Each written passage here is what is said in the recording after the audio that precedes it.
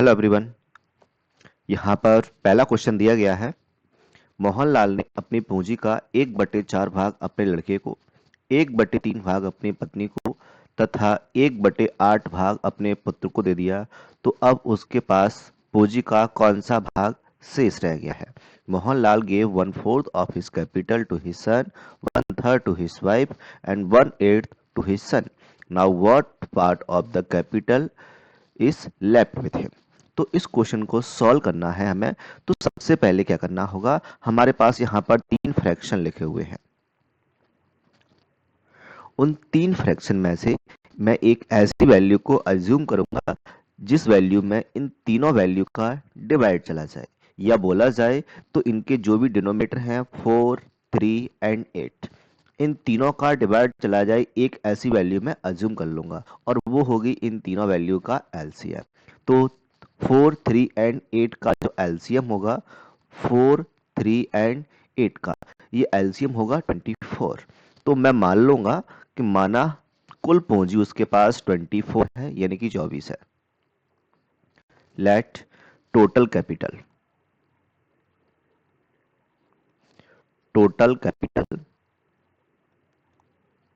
Assume कर लूंगा मैं 24, यानी कि हिंदी में बोले तो माना कुल संपत्ति उसके पास 24 है। अब 24 में से उसने 3 हिस्से किए हैं। एक हिस्सा अपने लड़के के लिए और एक हिस्सा पत्नी के लिए और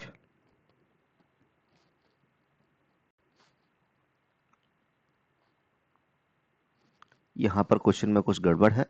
यहां भी दोनों, यहां भी अपना सन लिखा हुआ है, वाइफ लिखा हुआ है एंड लास्ट में फिर से सन लिखा हुआ है। लास्ट का जो सन है वो यहां पर डॉटर होना चाहिए, यानी हिंदी में बुलाता है तो अपनी पुत्री को मैं यहां पर डॉटर कर देता हूं, यानी कि पुत्री। अब 3 हिस्से कर दिए। अब 3 हिस्से उसने कौन कौन से किए हैं? अपने जो पुत्र को दिया है, लड़के को दिया है, वो 1/4 दिया है। तो मैं 24 का 1/4 हिस्सा निकालूंगा, यानी 4 का भाग दूंगा 24 में, तो यहां पर 6 आ गया। पत्नी को दिया है उसने 1/3 भाग, 24 में मैं 3 का भाग दूंगा या 24 का 1/3 निकालूंगा तो यहां पर 8 आएगा। पुत्री को दिया है 1/8 भाग, तो मैं इसका निकालूंगा 24 का 1/8, तो यहां पर आएगा 3। अब मेरे वो बोला गया है कि उसके पास कौन सा भाग शेष रह गया है, यानी उसके पास जो भाग शेष रह गया है वो भी हमें देख लेना है। कैसे देखेंगे? तो 24 में से उसने 6 लड़के को, 8 पत्नी को और 3 पुत्री को दे दिया, यानी टोटल कितना दे दिया है, तो मैं तीनों को ऐड कर दूंगा। तो तीनों को ऐड करने पे कितना आएगा? 8 और 6 14, 14 और 3 17। 24 में से 17 भाग उसने दे दिया है, बचा हुआ हिस्सा उसके पास होगा, यानी उसके पास शेष कितना बचेगा? 7 हिस्सा बचेगा। क्लियर यहां तक? तो 6 और 8 14, 14 और 3 17 हो जाएगा। 24 में से मैं 17 माइनस करूंगा तो यहाँ पर शेष 7 बचेगा। अब बोला गया है कौन सा भाग शेष रह गया है, तो उसके पास शेष रह गया है 7, और उसे अगर भिन्न में निकाला जाए तो यहाँ पर हो जाएगा 7, लेकिन 24 में से 7 हिस्सा, यानी कि इसका जो आंसर आएगा वो आएगा 7/24 हिस्सा उसके पास बच जाएगा। तो जो करेक्ट आंसर होगा वो 7/24 होगा। आई होप आपको ये क्वेश्चन समझ में आ गया होगा। अब चलते हैं अगले क्वेश्चंस पर। अगला क्वेश्चन यहाँ पर दिया गया है कि एक पेटी में 400 आम हैं, 3/25 आम खराब हो जाते हैं और शेष आमों का 11/16 भाग बेच दिया जाता है। तो शेष बचे आमों की संख्या क्या है? There are 400 mangoes in a box, 3/25 mangoes get spoiled and 11/16 of the remaining mangoes are sold. What is the number of mangoes remaining? तो यहाँ पर आपसे कुल कितने आम बचे हुए हैं, आमों की संख्या यहाँ पर पूछी गई है। अब यहाँ पर हमें कुल संख्या मानने की जरूरत नहीं है क्योंकि हमारे पास कुल आम 400 दिए गए हैं। अब कुल आम 400 दिए गए हैं, 400 में से उसने 2 हिस्सों में बांट दिया है और तीसरा आम जो शेष बचा हुआ है वो हो जाएगा। तो 2 आम यानी कि जो खराब हो जाते हैं उनको उन्होंने अलग लिख दिया है कि जो आम खराब हो गए हैं उनका हिस्सा अलग कर दिया, और जो आम बेच दिए हैं उनका हिस्सा अलग कर दिया, तो एक तीसरा हिस्सा बचेगा कि उसके पास अब कितने बचे हुए हैं। तो यहाँ पर अलग अलग पार्ट दिए गए हैं। जितने आम खराब हो गए थे, तो यहाँ पर जो खराब हुए आम हैं वो है 3/25। तो मैं 400 का 3/25 निकालूंगा, तो ये आ जाएगा 48। कैसे आएगा? 25 का मैं 400 में डिवाइड दूंगा, तो 25 8 जा होता है 200, और डबल कर दूंगा तो 25 16 जा 400 हो जाएगा, और 16 3 जा 48। यहाँ पर 48 आ गया है। अब बोला गया है कि उसने 11/16 भाग बेच दिया है। 11/16 भाग बेच दिया है। तो अब मैं यहाँ पर पहले तो क्या करूंगा, 16 का भाग दूंगा, तो 16 का भाग देने पर कितना आएगा, 25 आएगा, और 25 का मैं 11 से मल्टीप्लाई कर दूंगा, तो यहां पर आ जाएगा 275। यानी कि 275 आम उसने क्या कर दिए, बेच दिए। अब उसके पास कितने बचे, तो मैं क्या करूंगा, 400 में से जो बच उसने खराब हो गए हैं और बेच दिए उनको हटा दूंगा, तो कितना हो जाएगा, 48 प्लस 275। मैं इन दोनों को ऐड करने पे कितना आएगा,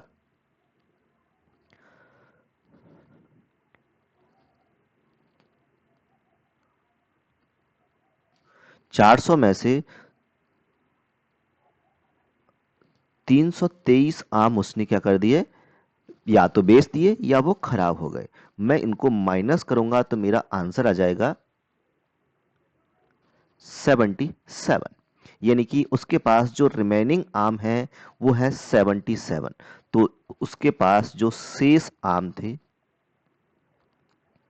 वो उसके 77 हो जाएंगे। आई होप आपको ये क्वेश्चन समझ में आ गया होगा। अब चलते हैं अगले प्रश्न पर। यहां पर लिखा हुआ है कि किसी राशि का 1/4 भाग 12 है, तो उस राशि का 1/3 भाग क्या होगा? इस क्वेश्चन को दो तरीके से कर सकते हैं। पहला तरीका क्या है कि उसका 1/4 भाग 12 है, तो सबसे पहले मैं मान लूंगा, माना कुल राशि, उसके पास जो राशि है कुल राशि में मान लूंगा x।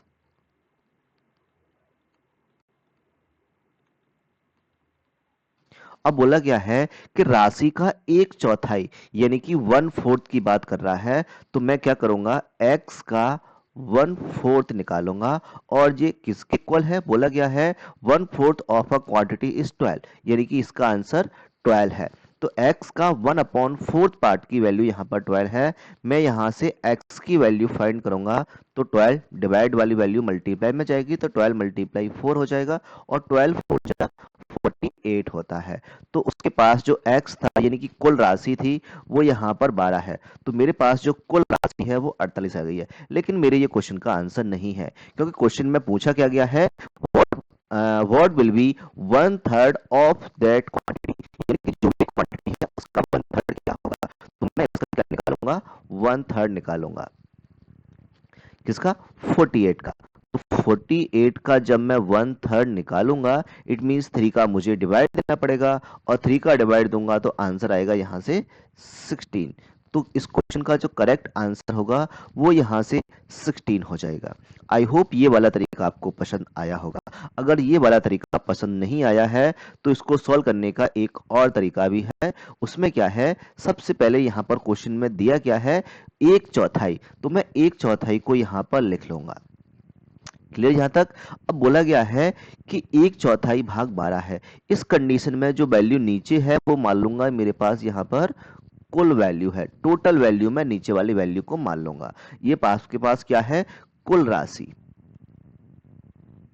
और ऊपर जो वैल्यू गिवन होती है वो वैल्यू होती है, यानी 1/4 भाग कितना है, 12 है, तो एक की वैल्यू यहां पर कितनी हो गई, 12। तो यहां से मैं कह सकता हूं कि 1 की वैल्यू 12 है, तो 4 की वैल्यू क्या हो जाएगी, 12 मल्टीप्लाई 4 यानी कि 48 हो जाएगी। तो उसके पास टोटल वैल्यू 48 आ गई है। अब बोला गया है कि उसका एक तिहाई क्या होगा, यानी कि 48 का 1/3 निकालूंगा, डिवाइड दूंगा तो आंसर यहाँ पर 16 आएगा। तो इस क्वेश्चन का जो करेक्ट आंसर होगा वो 16 आ जाएगा। आई होप आपको ये दोनों तरीके पसंद आ गए होंगे। अगर ये क्वेश्चन आपको पसंद आ गए हैं तो मैं चलता हूं अगले क्वेश्चन पर। अगला क्वेश्चन यहाँ पे दिया गया है,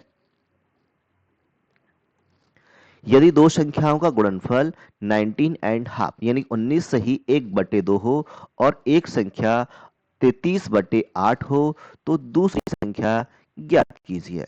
तो ये क्वेश्चन बिल्कुल आसान है, चलिए सॉल्व करते हैं इसे। यहाँ पर दिया गया है दो संख्याओं का गुणनफल। मैं दो संख्या मान लेता हूं a मल्टीप्लाई b।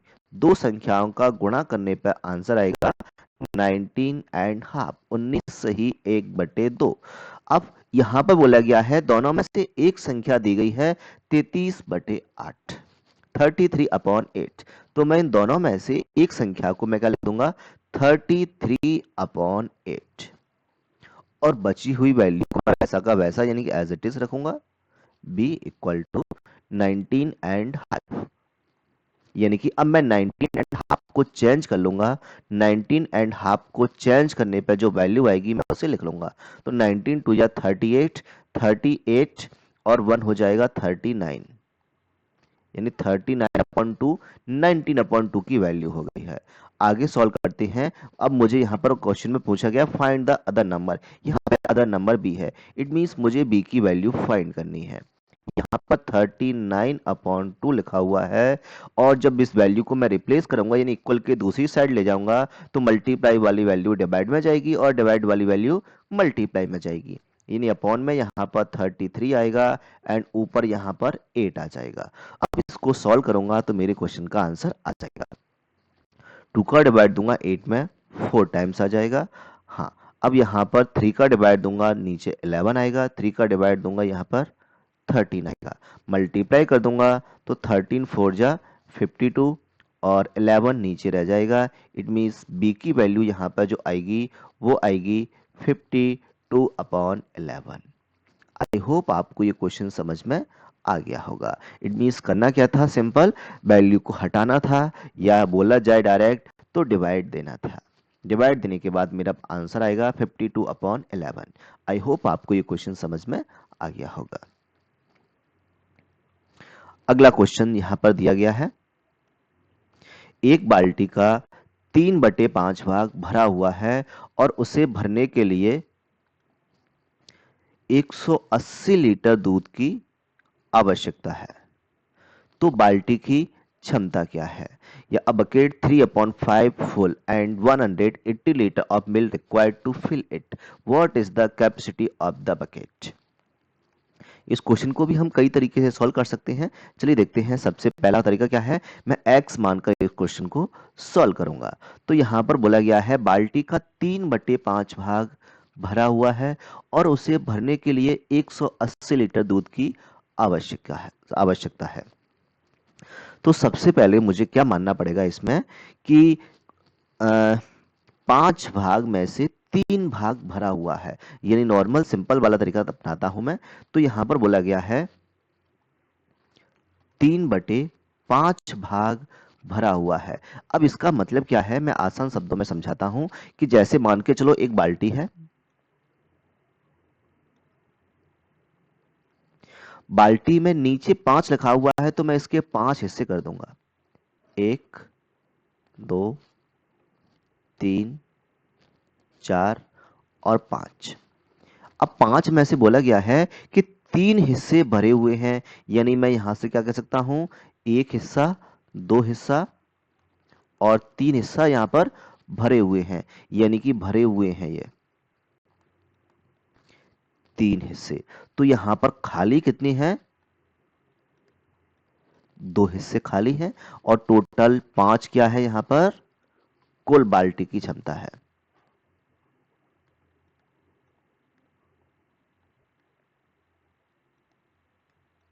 बाल्टी की क्षमता कितनी है यहाँ पर 5 है, और भरा हुआ पार्ट कितना है 3 है, तो खाली वाला हिस्सा कितना हो जाएगा 2 हो जाएगा। आई होप आपको ये समझ में आ गया होगा। अब क्वेश्चन में बोला गया है कि उसे भरने के लिए 180 लीटर दूध की आवश्यकता है। किसको भरेगा? जो हिस्सा खाली होगा वही हिस्सा इसमें भरा जाएगा।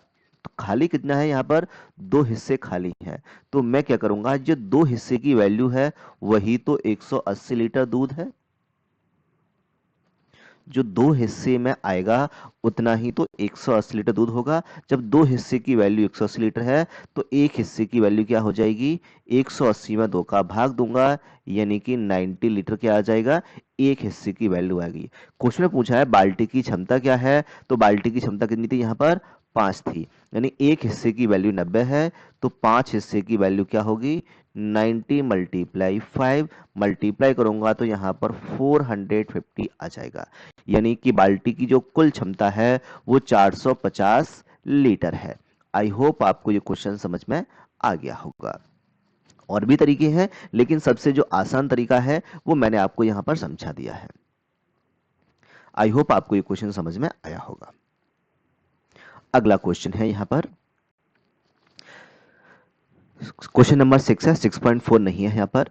ठीक है, तो यहाँ पर क्वेश्चन में 4 and 3/4 multiply question mark equal to 76 दिया गया है। तो सबसे पहले 4 एंड 3/4 को जो मिक्स फ्रैक्शन दिया है उसे मैं नॉर्मल यानी इम्प्रॉपर में चेंज कर लूंगा। 4 4 जा 16 और 16 3 होता है यहाँ पर 19/4 multiply question mark equal to 76।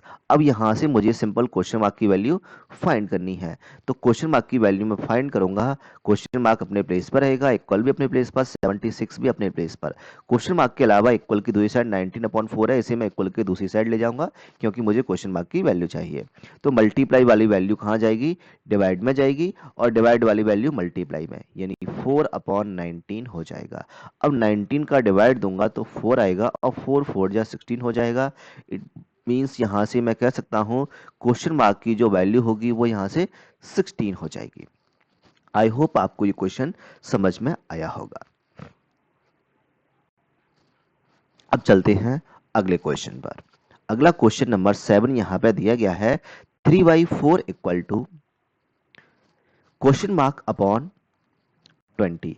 अब सिंपल यहां पर करना क्या है, क्वेश्चन को आराम से और ठंडे दिमाग से सोचना है कि 3/4 इधर लिखा हुआ है और इधर क्वेश्चन मार्क अपॉन 20 लिखा हुआ है। इट मीन्स कि इसे काटने के बाद ही ये वैल्यू आई होगी। तो यहाँ पर कुछ ऐसी वैल्यू होगी जिसको काटने पर 3 आया होगा और 20 को काटने पर 4 आया होगा। या मैं उल्टा सोचूं इसका, तो 4 का अगर मैं किस नंबर का मल्टीप्लाई करूं कि 20 आ जाए, तो मेरे माइंड में आएगा कि मैं 5 का मल्टीप्लाई करूंगा। 4 में 5 का मल्टीप्लाई करने से 20 आ रहा है, तो 3 में भी 5 का मल्टीप्लाई करने से वही नंबर आना चाहिए। 3 में 5 का मल्टीप्लाई करूंगा तो मेरा आंसर यहाँ पर 15 आया होगा।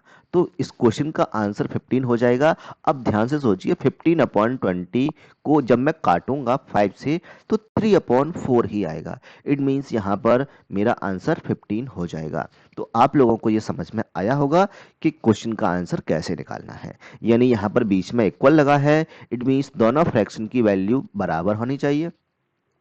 3/4 को तो काट नहीं सकते, तो उसमें मल्टीप्लाई ही किया जा सकता है। तो 4 में मल्टीप्लाई करने पर 20 आएगा, तो 3 में मल्टीप्लाई करने पर ही 15 आएगा। कैसे पता किया? तो पहले 4 को देखा गया तो यहाँ पर 20 आया, और 24 में 5 का मल्टीप्लाई करने से आएगा, इसलिए 3 में 5 का मल्टीप्लाई करने से 15 आ जाएगा। आई होप आपको इस क्वेश्चन का आंसर समझ में आया होगा कि क्वेश्चन मार्क की वैल्यू यहाँ पर 15 आएगी। चलिए चलते हैं अगले क्वेश्चन पर। यहाँ पर क्वेश्चन में दिया गया है 1 एंड 2/3 मल्टीप्लाई, ब्रैकेट के अंदर है 2/3 मल्टीप्लाई 6/25 इक्वल टू में यहाँ पर दिया गया है 1 2/3 2/7 मल्टीप्लाई क्वेश्चन मार्क। सबसे पहले मैं यहाँ पर क्या करूँगा, जो क्वेश्चन लिखा हुआ है मैं चाहूं तो इन्हें मिक्स फ्रैक्शन में चेंज कर लूंगा। तो जब मैं मिक्स फ्रैक्शन में चेंज कर लूंगा तो यहां पर आएगा 2/3 को सॉल्व करूंगा, 1 2/3 को, तो 3 बन जाए 3 और 2 5/3 हो जाएगा।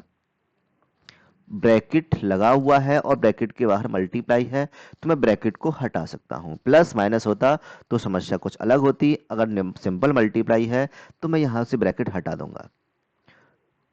2/3 मल्टीप्लाई 6/25 इक्वल, मैं 2/3 को चेंज करूंगा तो 5/3 हो जाएगा, मल्टीप्लाई 2/7 मल्टीप्लाई क्वेश्चन मार्क। अब इस कंडीशन में दोनों तरफ इक्वल है तो जो वैल्यू इक्वल दिखी मैं उस वैल्यू को काट सकता हूं, यानी कि वहां से हटा सकता हूं। यहां भी 5/3 है और यहां भी 5/3 है, मैंने दोनों को हटा दिया। अब यहां पे क्या बचा है, जो बच गया है मैं उसे लिख लूंगा।